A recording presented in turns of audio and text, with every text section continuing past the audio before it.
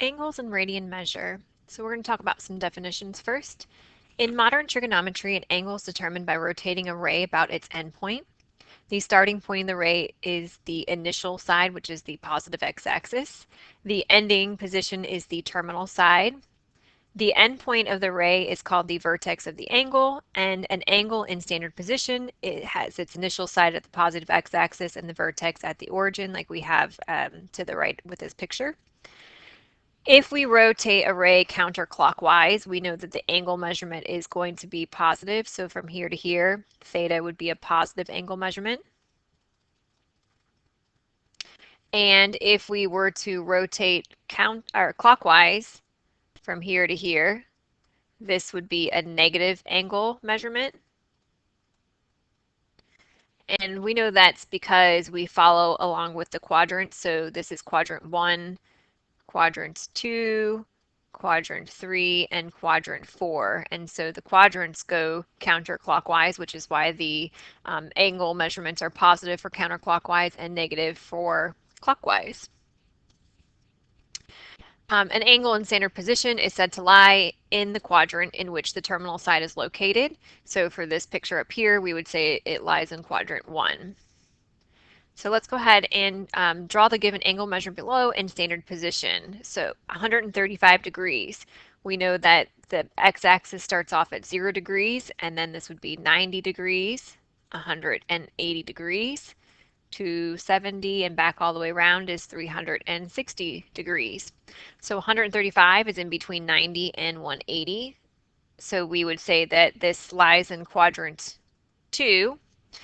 And 135 is a positive angle measurement. So if we start at the x-axis and draw the arrow to where the terminal side is in quadrant 2, that would be our angle drawn in standard position for 135 degrees. So you would also want to include not just the terminal ray, but also the arrow starting at the x-axis to the terminal ray. Looking at the next one, we have 660 degrees. So again, we know that we start at 0 degrees, and this is 90 degrees, 180 degrees, 270, and all the way around is 360 degrees.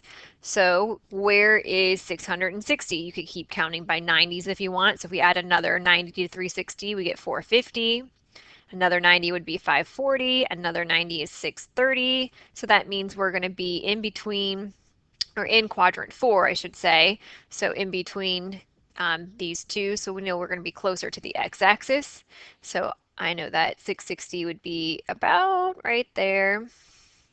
So another way you can figure out where your angle is, you could also take the angle measurement 660 degrees and minus 360 degrees, and that gives you 300 degrees. And we talked about last year, that means that 300 degrees is coterminal with 660, which means they have the same starting and ending position. But we are still drawing the angle 660. So that means we had to go all the way around 360 plus that extra to get 660 degrees. So that would be our solution drawn in standard position for theta equals 660 degrees. All right, so let's look at some more examples. We want to find the degree measure of the angle for the given rotation and draw the angle in standard position. So 3/4 counterclockwise. So that would be 3/4 of my circle, which would be here. And so we start here and go all the way around. That's the angle drawn in standard position. And so, of course, then you can see that's 270 degrees. Or we know that 3/4 is part of the whole. What's the whole? 360 degrees. So if you multiply 3/4 times 360, that's also where you get 270 degrees. Looking at the next one, we have 2/3, and C stands for clockwise. So 2/3 clockwise means we're going to have a negative angle measurement. So we know that halfway around would be here, so 2/3 is going to end up being over here. And if it helps you to write out the measurements on your axes, so 0, 90, 180, 270, that's fine. So over here, part of the whole, since we're going clockwise, we're now going to multiply this by negative 360 degrees. So when I do that, I get negative 240 degrees. So if you want to count the clockwise way, so 0 degrees, negative 90 degrees, negative 180 degrees, and this would be negative 270 degrees, and then negative 360 degrees if we're going clockwise. So negative 240 is in quadrant 2. So since we're in quadrant 2, my arrow would be about up here. So we start at the positive x-axis going clockwise, and that would be our angle drawn in standard position. So 11.6 cc is 11.6 counterclockwise, so positive angle measurement. So if we multiply this by 360, we get 660 degrees. And so we actually just did that one a minute ago up here. So we know that 660 degrees is going to be in quadrant 4. And so I guess looking up at the other one, I should have made my, since it's coterminal with 300 degrees, I should have made it closer to the 270, but that's okay. We'll do it down here. So this would be my angle. So we know that all the way around we've gone once, and then plus that extra 300 gives me my 660 in standard position. So that would be 11.6 counterclockwise. So we've been talking about this word coterminal. Angles that have the same initial and terminal sides are said to be coterminal. So how do you find coterminal angles? You find it by adding or subtracting 360 degrees. So if we look at this first example, it says find 3 angles coterminal with angle 30 degrees in standard position. Make 2 of the angle measures positive and 1 negative. So each of these have the angle drawn in standard position for 30 degrees, but we want the coterminal angle measurement with 30. So 30 degrees, if we add 360 degrees to that, we get 390 degrees. So that means my angle drawn in standard position would start at the x-axis, it would go all the way around 360 plus that 30 gives us 390 degrees. Looking at the next one, we want another coterminal angle with 30. So we know 390 is coterminal with 30. So we added that 360 to get the 390, but we want another one, so we're going to add another 360 to the 390 to get 750. So 750 degrees would be the next coterminal angle. So if I take my arrow and go all the way around once, that's 360, plus another 360 plus that 30 gives me 750 degrees. And we could keep going. We could still add another 360 to that and another one, and those would all be coterminal angles because they have the same starting position, which is the positive x-axis, and the same terminal side, which lies in quadrant 1. So now we want a negative angle measurement. So I take that 30 degrees, and if I want a negative angle measurement, now I'm going to subtract 360 degrees. So 30 minus 360 is negative 330 degrees. So now I start at the x-axis and I'm going to go, instead of counterclockwise, I'm going clockwise. So this is negative 330 degrees, which is also coterminal with 30 degrees. And of course, I could keep subtracting 360 degrees to find other negative coterminal angle measurements with 30 degrees. All right, so let's go ahead and talk about radian measure. So we talked about radian measure last year. We know that from last year, 1 radian is going to be equal to a value from our degrees using our degree measurement. So 1 radian measure is the same length as your radius of your circle. So if we look at this circle over here, this is the first arc length equal to 1 radius. This is the second, third, fourth, fifth, sixth, etc.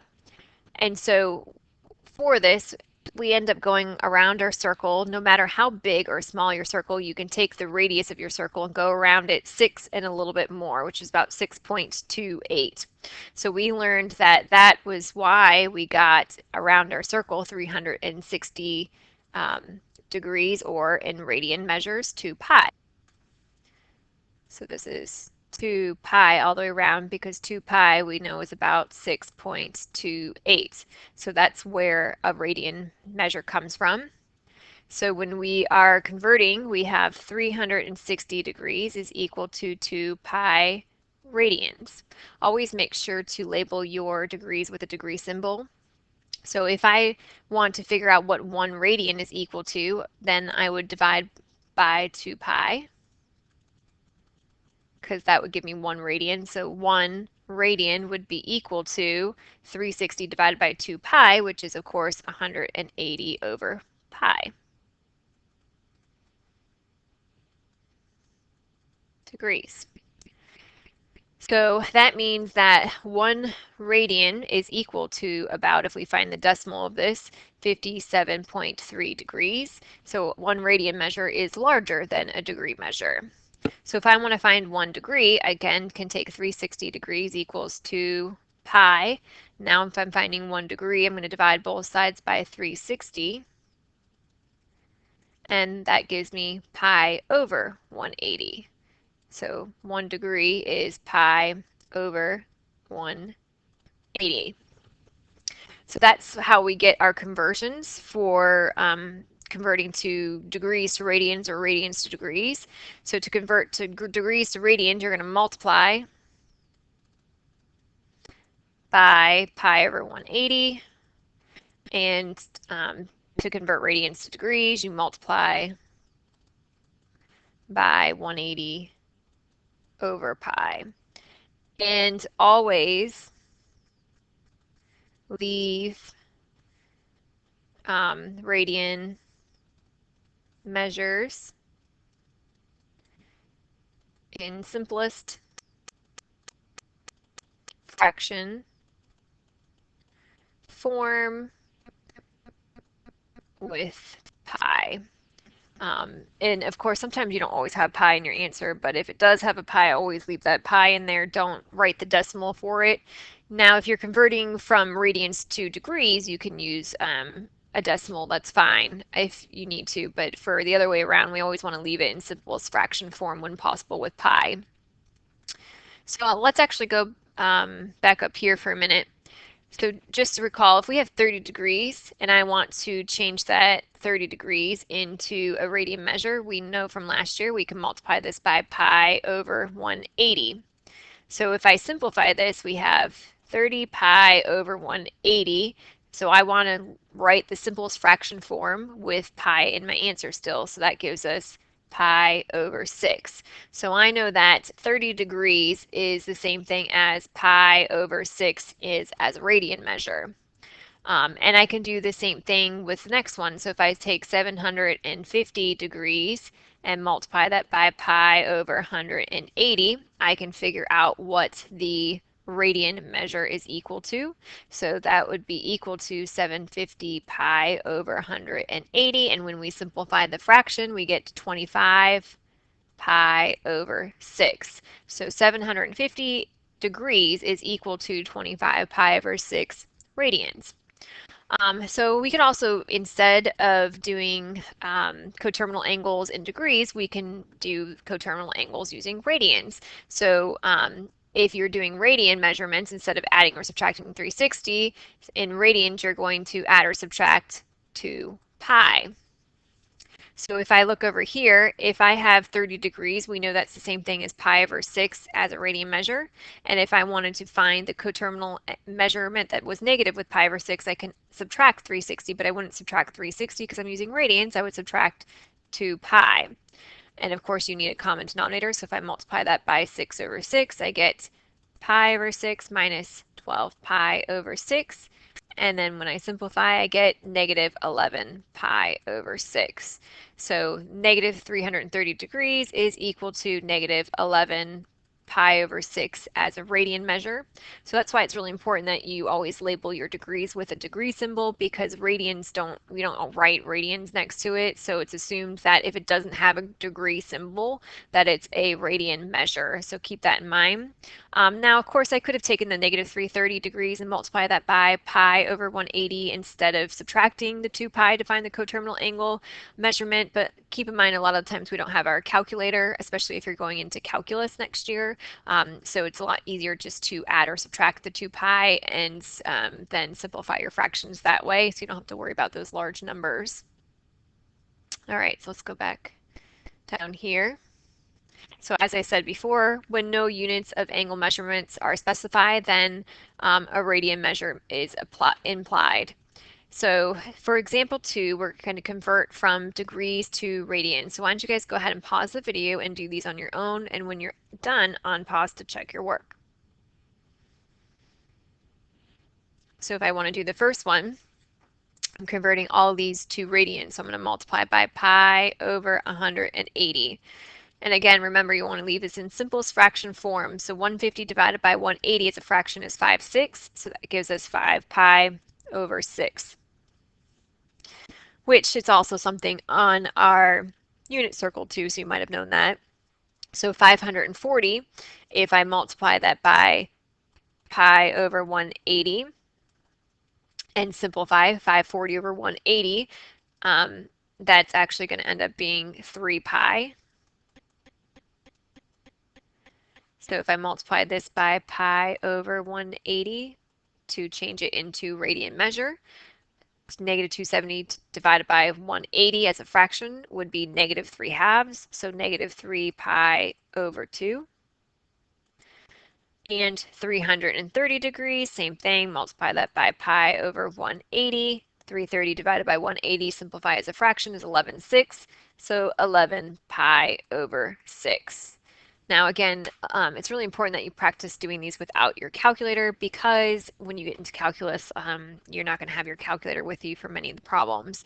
So if you want to check your work, you can always use your calculator to kind of help. So like if I did that last one, if I turn my calculator on, I have, what was it, 330 degrees, so 330.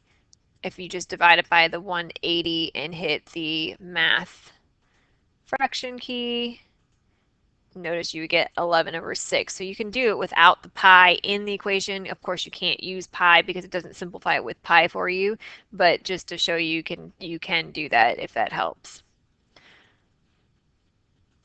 All right, so let's go ahead to the next part. We're going to convert from radians to degrees. So now we're not multiplying by pi over 180, but 180 over pi. And notice that often a radian measure has pi already in it, so that's going to cancel out the pi. So I have negative 180 divided by 2. So negative 180 divided by 2 is negative 90 degrees. If I look at the next one, if I multiply that by 180 over pi, notice that there is no pi for this. Not all radian measures are always going to have pi in them. So in this case, we don't. So if I multiply this out, I can just go ahead and write it as a decimal, because I know that this is not going to give me a nice value. So this is just 2 times 180 is 360 over pi. And then, of course, if you find the decimal of that, that's 114.6 degrees. So it's okay to write degrees as decimals, but not the other way around. So why don't you guys go ahead and pause the video and do the rest on your own. When you're done, on pause to check your work.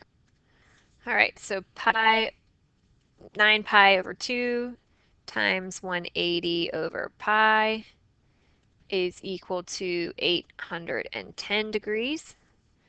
Same for this one over here, 180 over pi. So again, those pi's cancel out. So 180 over 9 gives us 20 degrees. For the next one, if we multiply it by 180 over pi, we end up with 108 degrees. And for the last one, multiply by 180 over pi, and we end up with 900 degrees.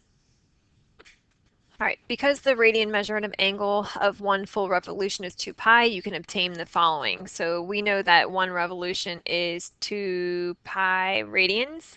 So if we draw our angle in standard position, I know that this right here is where my terminal side would lie. Didn't mean to make that so thick. So we would start at the positive x-axis and go all the way around, and that would be my angle drawn in standard position. A half a revolution then is going to be half the circle, which half the circle is pi. So again, if I draw my angle in standard position, the arrow would be over here. So from here to here is pi. A fourth of a revolution is going to be up here on my graph. So 90 degrees, which we know would be pi over 2. So just like when we were doing clockwise and counterclockwise, you can multiply by 360 degrees, you can multiply by 2 pi. So even if I did that here, so if I multiply a half times the whole, so 1/2 times 2 pi, that's where I get pi. 1/4 times 2 pi is where I get pi over 2. So if I did 1/6 times 2 pi, I get pi over 3. So pi over 3 is 1/6 of a revolution, which would be up here. And then if I do that by 2 pi, multiply that, I get pi over 4, which is in between. And the next one, if I multiply by 2 pi, I get 3 pi over 2. So 3 pi over 2 is down here. So 3 pi over 2 is the radian measure. All right, so now we have our a unit circle below. So go ahead and fill out the unit circle from memory. So do the degrees, radians, and then the coordinate ordered pairs. When you are finished filling it out on your own, then you can go ahead and unpause the video and check your work. So here is our unit circle values filled out. So we did talk about this the other day, so if you need to go back, watch the other video for how to get the angle measurements and degree measurements and the coordinate ordered pairs using the special right triangles. I suggest doing so. So as we said before, it's really important to make sure that you can recall this fast because we use the unit circle a lot throughout the school year and also in calculus. So let's go ahead and evaluate. It says find the exact values of the following. So we're going to be using our unit circle for these.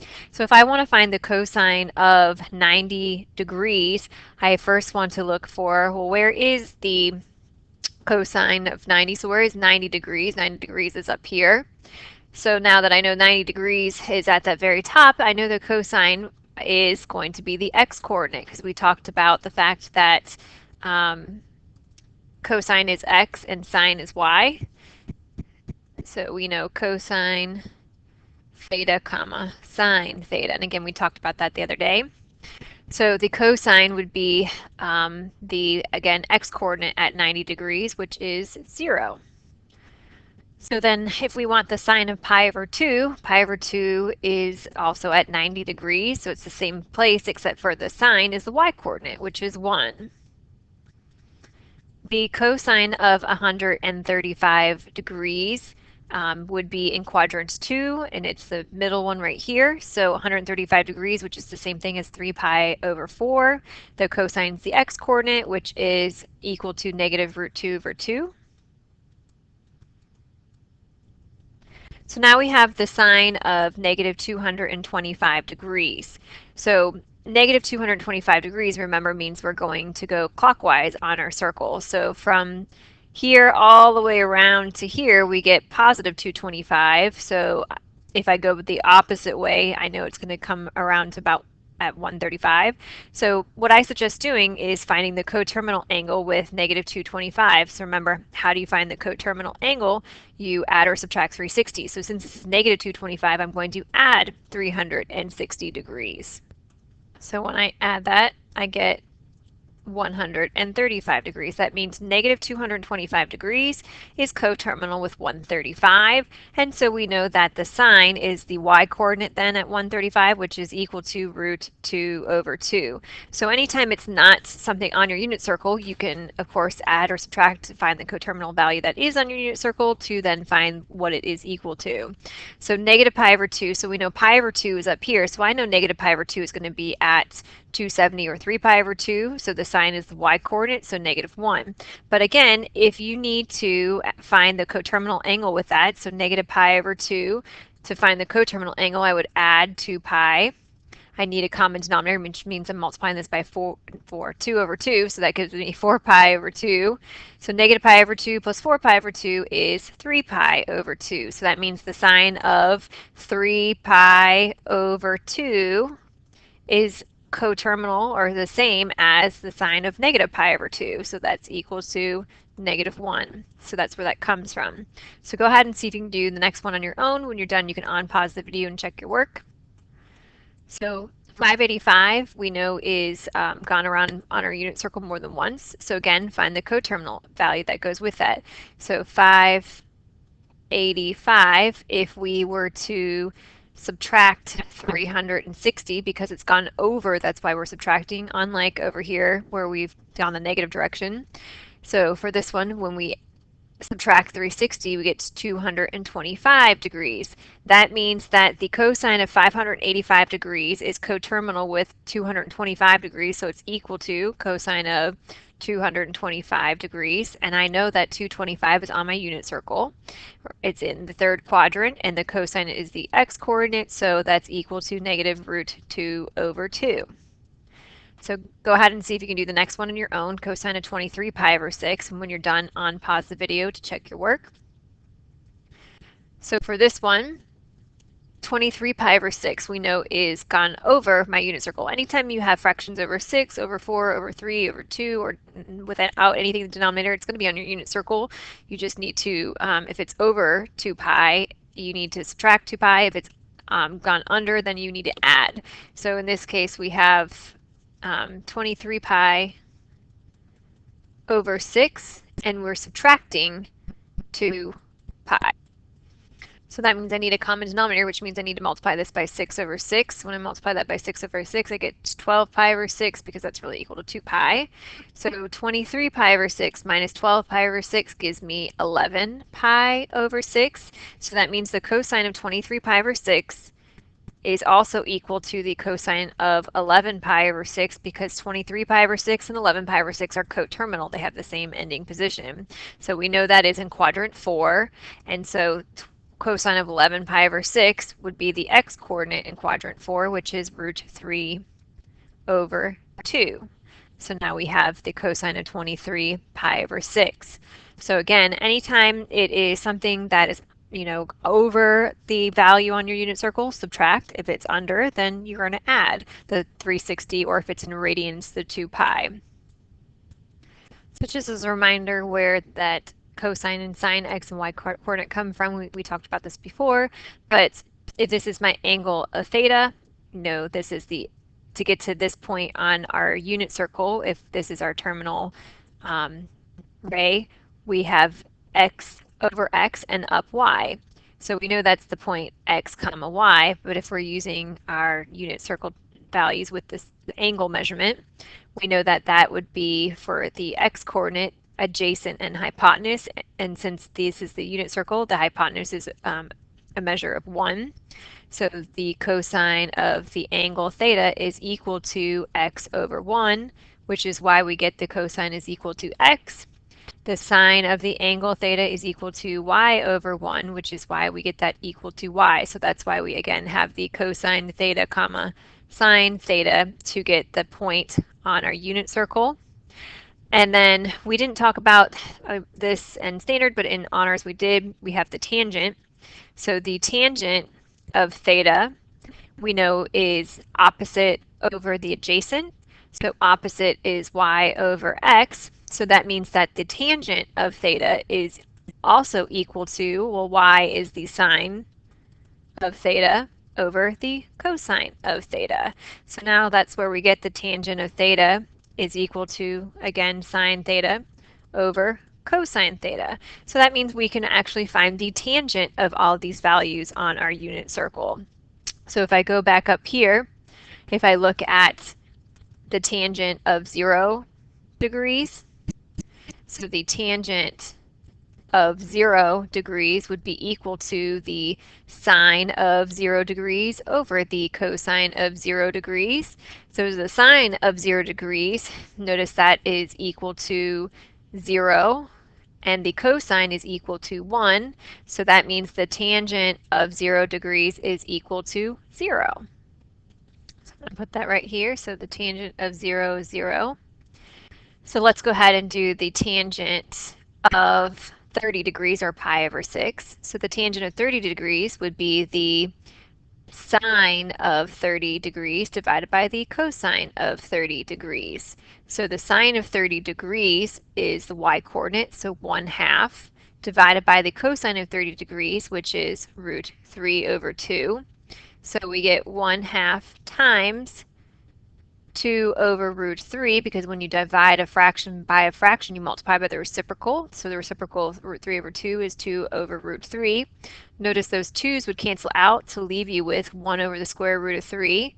We, of course, need to rationalize that by multiplying by root 3 over root 3. So we get root 3 over 3. So the tangent here is root 3 over 3. And of course, we could keep on going. So if I wanted to do 45 degrees, I would divide sine of 45 divided by cosine of 45. Well, if I'm dividing root 2 over 2 by root 2 over 2, it's the same thing, right? If you divide the same thing number by the same number, you get 1. So that means the tangent here would be 1. So let's go ahead and do 60 degrees. So if I do 60 degrees, the tangent of 60 degrees is equal to the sine of 60 degrees divided by the cosine of 60 degrees. So the sine of 60 degrees is root 3 over 2 divided by the cosine, which is 1/2. So we have root 3 over 2 times 2 over 1. So that means that's equal to root 3. So the tangent of 60 degrees is root 3. And if we did 90 degrees, we have, again, sine over cosine. So the sine is 1 over 0. So 1 over 0 we know is undefined. So now we have our tangent values for the first quadrant. And we can, of course, then use those to find the tangent in all the other quadrants. So we know that in the first quadrant, sine and cosine are both positive, so that means tangent is also positive. In the second quadrant, sine is positive, but cosine is negative. So if you divide sine and cosine, you're going to get a negative answer. So this is still root 3 over 3, but instead it's negative, because we're in the second quadrant. And this one would be -1, and the top one would be negative root 3. So here at 180 degrees, again, we have sine over cosine. 0 over -1 would just be 0. And then in the third quadrant, you have a negative divided by a negative. So a negative value divided by a negative value is going to be positive. So that means these values are positive down here. So this would be root 3 over 3, 1, and root 3. Down here, sine over cosine, which means 0 would be in the denominator, so it's undefined.